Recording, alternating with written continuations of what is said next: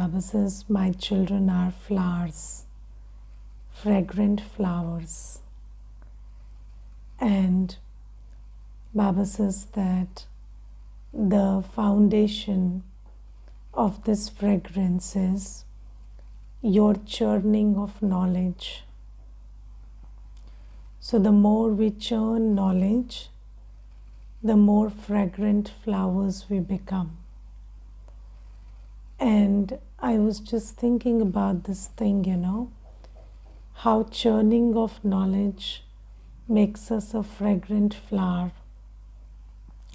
Now you see that in the world there is this example of churning milk to get butter, or if you churn milk you get butter. If you churn dirty water you get sick. So we have to understand that what we churn is very important. And when we churn in the, with our mind and intellect, we are churning knowledge, Baba's knowledge, then it makes us a fragrant flower. And when I was reflecting on this, I was just thinking about how churning on Baba's knowledge shifts our attitude. And you see that one thing is when you churn about yourself, so there are various points of knowledge. First point of knowledge is, who am I? So when I keep churning on that, who am I? Then I come to the realization and the shift in attitude towards myself happens. And I come to a place where I know who am I, what do I need to, what is my aim, and what should be my thought, my word, my action.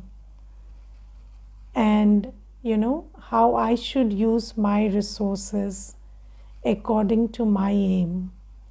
So, when I thought of myself as a body, then my only aim was to protect my ego that came with the body, yes? So it was all about ego and protecting the ego. But now I know that I am a soul. And the more I churn on the fact that I am a soul, or the truth that I am a soul, then I know that what is important to me or what matters to me is my state of being. Yes, and I understand that it is my sanskars, my karma that matter. It is not, it is not whether somebody hurt my ego or, how my ego is performing. That doesn't matter. What matters is, what is my state of being? What sanskars am I creating? Because my state of being is the sanskars that I create. And then what is my karma being created at this moment? So when I'm soul conscious, the more I think about this point that I am a soul, the more soul conscious I become. My attitude towards myself, that I am a soul, shifts. And when I am a soul, then I do not care about the ego. All I care about is what is my state of being, what are my sanskars, and what is my karma. So this is the major shift that happens when you think about, when you churn on knowledge.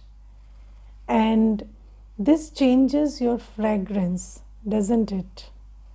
So a soul that is a soul which is free from ego, and a soul that is focused on its own sanskar and karma, the vibration of that soul is very different. Yes, because you are not, your attitude is not, or your intellect is not wandering. You are focused on yourself. And this is a very beautiful attainment of churning of knowledge. And I was just thinking about whether we churn on knowledge so much that we are able to shift our consciousness to soul consciousness. So, have you become soul conscious? Yes, and there is a very beautiful saying that truth will set you free. So, we all want freedom from our vices. We all want freedom from our weaknesses. And until there are weaknesses, until there are vices, our vibration cannot be that of purity. So we cannot become fragrant flowers. So if there is, a fragrant flower has fragrance inside. And if there is, vices inside and weaknesses inside, then that weakness will, will feel, it will reach other people in the form of the opposite of fragrance. Other souls will get that, or the environment or the 5 elements will get that, because it is the opposite of fragrance. And when this whole question of being fragrant comes, then setting yourself free from vices is very important. And only when you churn on the truth, the knowledge, can you be free from vices. You cannot be free from vices just like that by wishing them away. So, there are people who keep telling, I don't want to be angry, I don't want to be angry. I want to change the sanskar. That will not set you free. The more you churn on the truth, it will set you free. The more you imbibe the truth by churning on it, it will set you free. So this thing about churning about who am I really? And when you churn with your man and buddhi. So you don't just use your thoughts, you use your intellect also. And you see yourself that you're not this body, you're this being of light. And I, this being of light, am made of knowledge, purity, peace, love, happiness, bliss, and power. And that is all that matters. And when I come to this place of realization about who I am, then, I make choices which enhance my state of peace and happiness. I choose to think in a way, I choose to see in a way that allows me to be peaceful and happy and loveful. Yes, not just peaceful and happy, but also loveful. So, because we have to maintain that attitude of love also, so that, the soul's frequency is maintained. And then purity. So I choose my thoughts, words, and actions which increase my purity, not mess with it. Yes, so impure thoughts, words, and actions we don't choose when you're a soul conscious soul. So we are anyways a soul, but what matters is you are a soul conscious soul. And then you churn on Baba.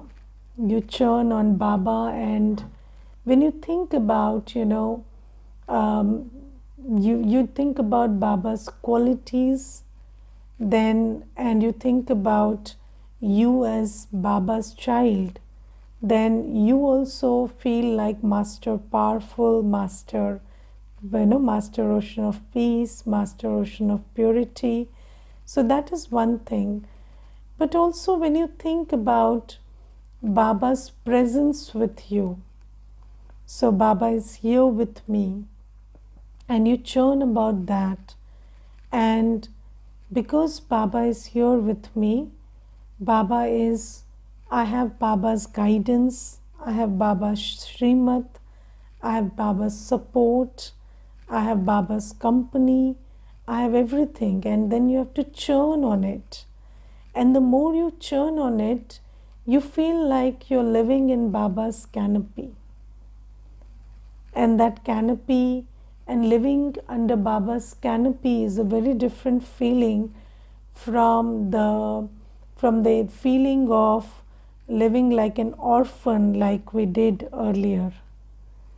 So, every soul felt like an orphan where you have nobody to look up to, and everybody, today is saying that I'm lonely, I don't have anybody, I don't have anybody I can trust.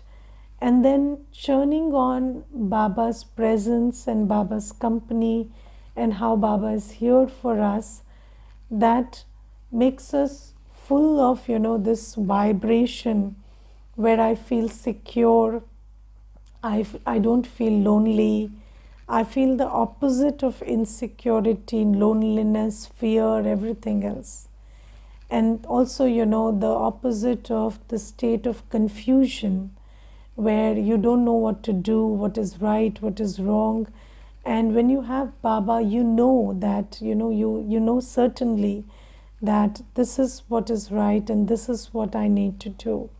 So there is certainty, there is clarity, there is security, there is, there is no confusion, there is this sense of protection, there is this sense of fearlessness when you think about Baba, when you churn on Baba's presence in your life. And you have to churn about this, because, if you don't churn on the truth, then the truth is not imbibed. And until it is imbibed, it cannot fill you with that fragrance. So, and do you understand that when you are a fearless, secure, and a soul who feels that Baba is there with me, what will your vibration be like? It won't be the same fragrance that you normally see in the world. So it will be a very different fragrance. So you have to churn on your nature, and you have to churn on your original stage, and that you're a soul, and what kind of a soul are you, and then that Baba is there with you. And then, there is this thing about what is why is the other soul. So when we understand the knowledge of the soul, we understand that weak souls perform bad actions. And your attitude towards the actions of others, that's also a very important thing, because,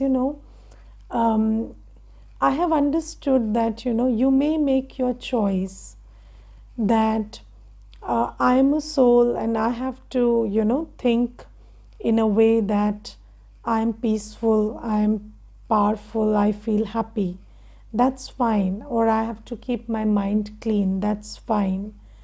But you live in this world where you're constantly interacting with souls, and their behavior or their doing or whatever they are, thinking, or however they are behaving, you have to have a certain interpretation of that also, because they are a part of your life now, right? So when you do not position your attitude to interpret their behavior in a knowledgeful way, then what happens? You will obviously think of their behavior in your old patterns, and that will cause you trouble. So, let's say I have complaints with my parents. Let's say I have complaints with my parents as I grew up. Now what happens is, today I understand that I am a soul, and I have to choose to be peaceful, choose to be happy, choose to be loveful, choose to keep my heart clean. Okay, it's fine until then. But this question that why are they the way they are, or why did they do what they did, or why couldn't they do better? This will also keep haunting you. And then, sometimes you will try to put a full stop saying that, okay, every soul has their sanskar. But then, can you accept that your parents have bad sanskars? And then, it will haunt you that maybe, I'm also like them, and then maybe I also have the same sanskars.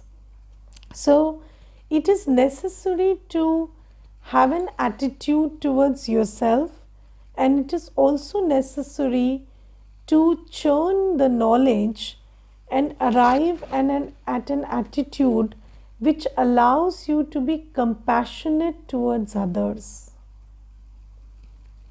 Responsibility towards myself, that I choose my thoughts, words, behaviors in a way that makes me pure, peaceful, loveful, happy, powerful.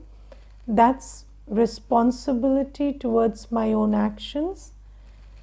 But I also have to apply knowledge to arrive at an attitude of compassion towards others. So, what is knowledge? Having an attitude of responsibility for the self and having an attitude of compassion for the other. And how do you arrive at compassion for the other? And I have seen that compassion is a very liberating force. So, when you have compassion for someone, then you are able to let go of any behavior that they are engaging in. So, you're just, even if they badmouth you, or they are just, they have talked very ill of you, or they have beaten you up, or defamed you, or whatever. I have seen that, this attitude of compassion really sets you free. And how do you arrive at this attitude of compassion for others? When you see them as souls who are, who are what do you say, who are a slave of their sanskars. So, you see them as souls who are weak and who are a slave of their sanskars, and they need help, they don't need judgment. So, and when you look at them as souls, and you don't look at the relationship you share, you don't look at their age, you don't look at their gender. So, you are soul conscious towards them, that, maybe in a male body in the role of a father, or in a female body in the role of a mother, or in a body in the role of a spouse. This is just a soul, and this soul is weak, and they are a slave of their sanskars.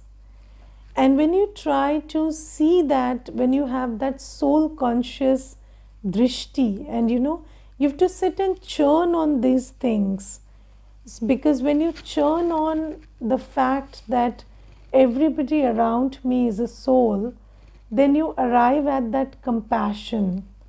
And when you have compassion, compassion really sets you free. So then it doesn't matter what they did or what they said, because you know that that soul is weak. And just like you don't mind a child's actions, why?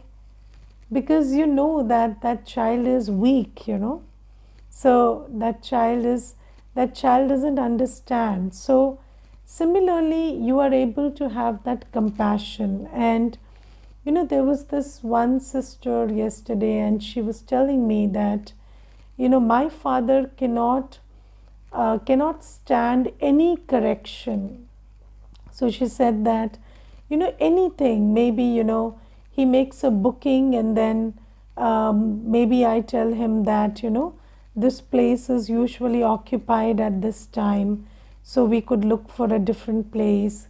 So he would just tell me that I don't need your correction, and you can keep your knowledge to yourself, and you better, learn to respect parents. And she said that it's not just that he does this with children, but even with the spouse. So he's been doing the same thing with my mother also.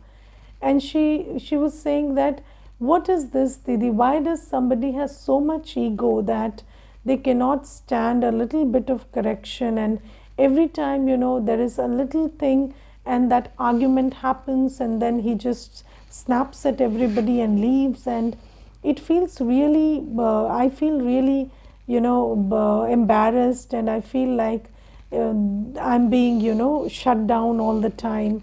So I told her that just think about, very objectively, think about your father as a soul, and think about, ask yourself, when would you want to shut anybody down?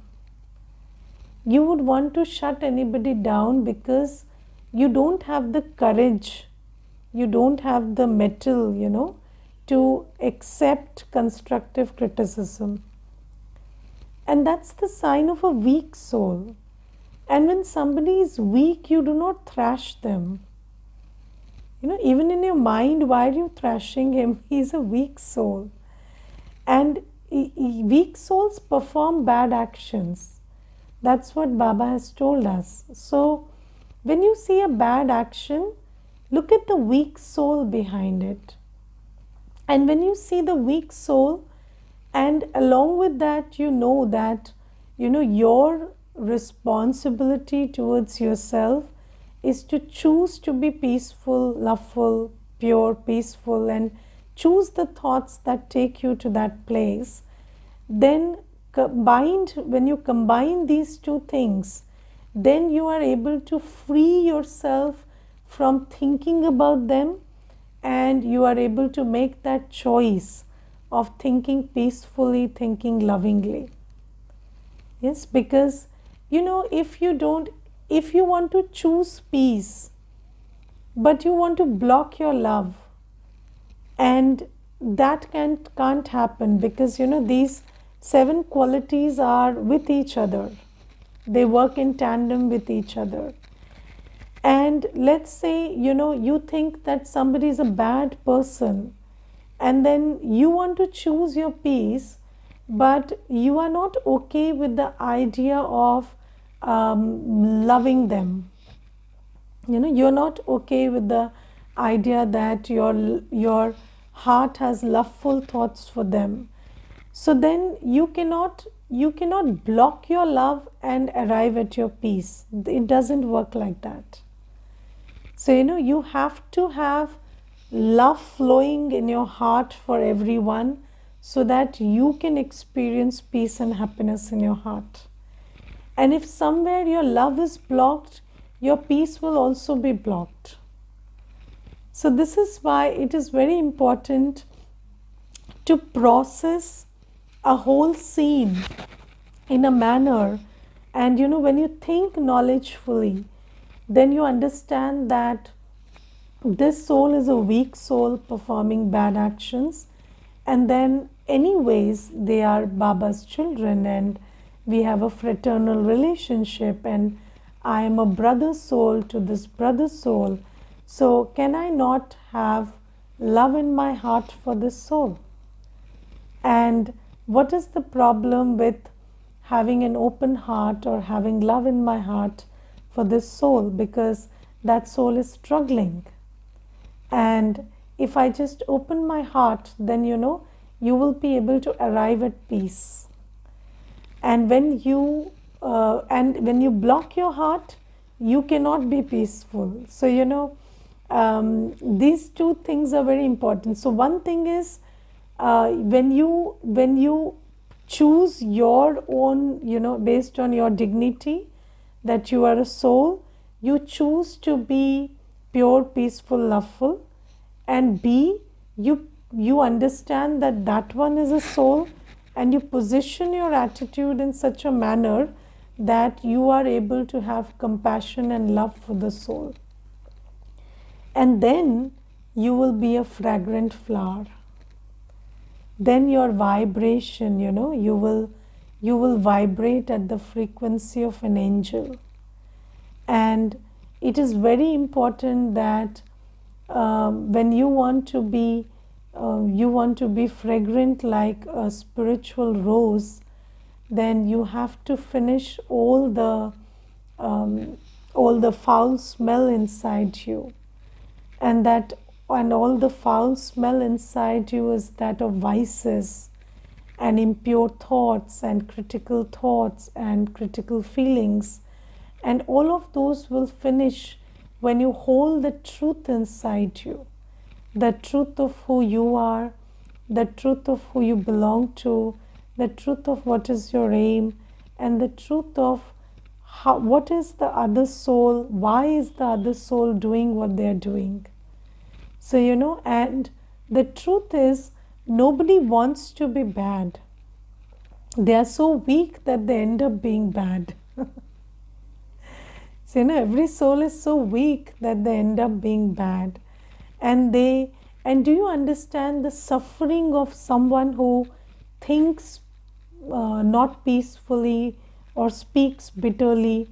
Do you understand they are not in a peaceful place?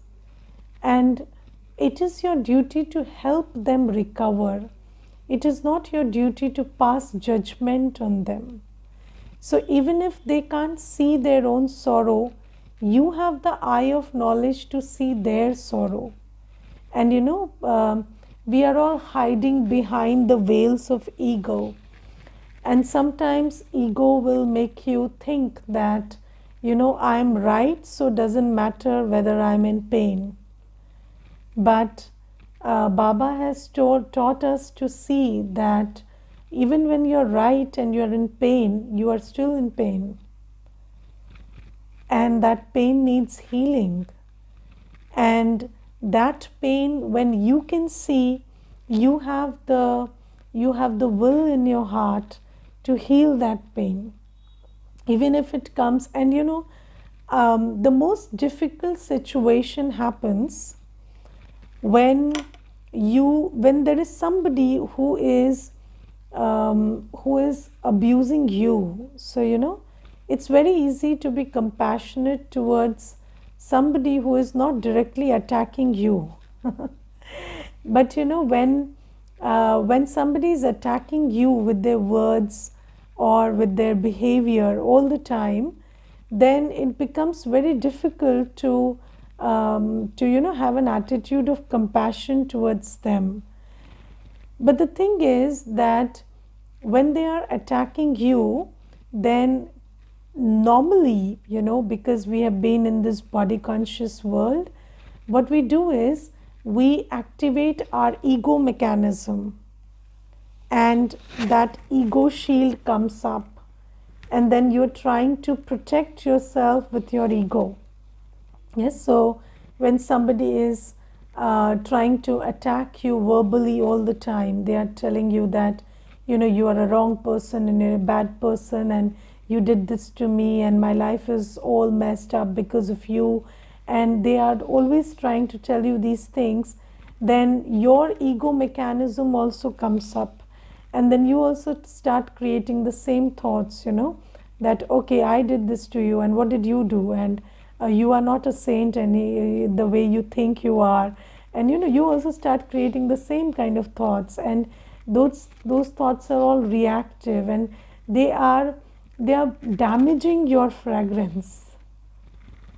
Yes, so at that time, when somebody is constantly attacking you with their behavior, with their words, you need to have an attitude, you need to have a mechanism in place which you can protect yourself, and you can protect your mind, you can protect yourself from damaging your fragrance. And what is that mechanism? It is compassion. So when you have compassion, you can stop yourself from going into that ego game, and you can protect yourself and also help the other. So that is compassion, and compassion is a product of, just like, in the scriptures they show that Samudra Manthan, and that whole Samudra Manthan happened, and then the Amrit came out of it. So, similarly, when you keep churning knowledge, I think this Amrit of compassion comes. This whole, this nectar of compassion emerges. And recently, I have been thinking about this energy of compassion a lot. And it is very easy to be compassionate towards those who are not attacking you. But when somebody starts attacking you, then it becomes very difficult. And then, keeping up your fragrance, or, just maintaining your spiritual vibration, it becomes an arduous task. And for that, it is very important that we churn the ocean of knowledge enough to, extract the Amrit of compassion. And only this Amrit of compassion can save you from spoiling your vibration. And then, this knowledge of the drama. So, this knowledge of the drama, that every scene is prefixed. So, whatever meaning you assign to any scene, or whatever responsibility you assign to the characters in that scene, is pretty meaningless. So, you think that things are happening because of them, or because of this, or because of that. But it's a predestined drama, right? It always happens like this. So there is all this exercise that we do of blaming and complaining and labeling and saying this is good, bad, and the other. All these are futile exercises that our ego makes us engage in, or maybe our sanskars make us engage in. And the truth is that it's just a scene of drama. It means nothing. Yes, and just like any scene of drama, this will also pass. Yes, so whether it's something that you like, or whether it's something that you don't like, it will pass. And it doesn't mean anything. So, you like it because of your sanskar, but doesn't mean it's a good thing. And you dislike it because of your sanskar, but doesn't mean it's a bad thing. Yes, so if you have a sanskar of laziness, you would like a holiday, and you would like a holiday that lasts forever, but not necessarily that's a good thing. And if you have a sanskar of a workaholic, you hate a holiday, but that doesn't mean a holiday is a bad thing. So, you understand, you kind of, when you churn over the knowledge of drama, and I have been doing this for like the last maybe 1 month. So every day I sit in Amrit Vela, and when a little before Amrit Vela, so maybe at 3 or something. So when I sit and think about it, that this whole drama is predestined. It happens exactly like this every 5,000 years, and here I am knacking my brain in every scene that this is good, this is bad, this is right, this is wrong. But all that is just my sanskar wasting my thought and time. And the truth is, it means nothing. It is what it is.